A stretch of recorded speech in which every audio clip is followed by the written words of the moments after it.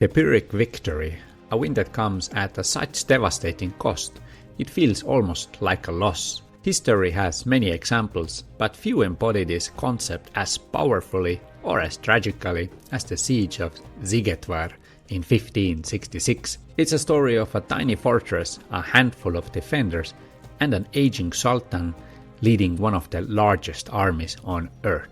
By the mid-16th century, the Ottoman Empire, under the legendary Sultan Suleiman the Magnificent, stretched across vast territories. Now in his 70s and leading his 13th and final major military campaign, Suleiman marched towards the heart of Europe, aiming for Vienna. Standing in his path was a relatively small but strategically vital fortress of Szigetvr, located in modern-day Hungary. Defending it was Count Nicholas Zrinski, the Ban of Croatia, a seasoned commander responsible for cutting the Habsburg frontier, leading a force of around 2,500 Croatian and Hungarian soldiers. In August 1566, Suleiman's massive army, estimated by some historians at around 100,000 men, equipped with powerful cannons, arrived and laid siege to Szigetvr. The defenders were outnumbered nearly 40-1. For over a month, the Ottomans relentlessly bombarded the fortress walls and launched wave after wave of infantry assaults. Inside, Zrinski and his vastly outnumbered troops fought back with ferocious determination. Despite dwindling supplies, mounting casualties, and pleas from the Ottomans to surrender honorably, Zrinski refused, vowing to defend the fortress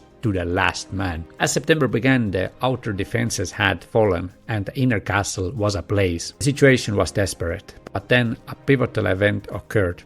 Hidden from both armies, Sultan Suleiman the Magnificent died peacefully of old age in his tent. His cunning Grand Vizier Sokulu Mehmed Pasha kept the Sultan's death a secret, even issuing orders in his name, fearing the army would lose heart if they knew their legendary leader was gone. Inside the burning castle, Zrinski knew the end was near. Rather than wait to be burned or captured, he addressed his remaining few hundred loyal soldiers. Donning his finest armor, he led them in one final desperate charge out of the castle gates, directly into the heart of the Ottoman army, meeting a heroic death. The Ottomans captured the smoking ruins of Szigetvr, but the cost was staggering. They had lost thousands of soldiers. Some estimates range wildly up to 20,000 or more, and weeks of valuable campaign time. More significantly, their legendary sultan was dead. The campaign stalled. The planned march on Vienna was abandoned for the year. While technically an Ottoman victory, the siege of Szigetvr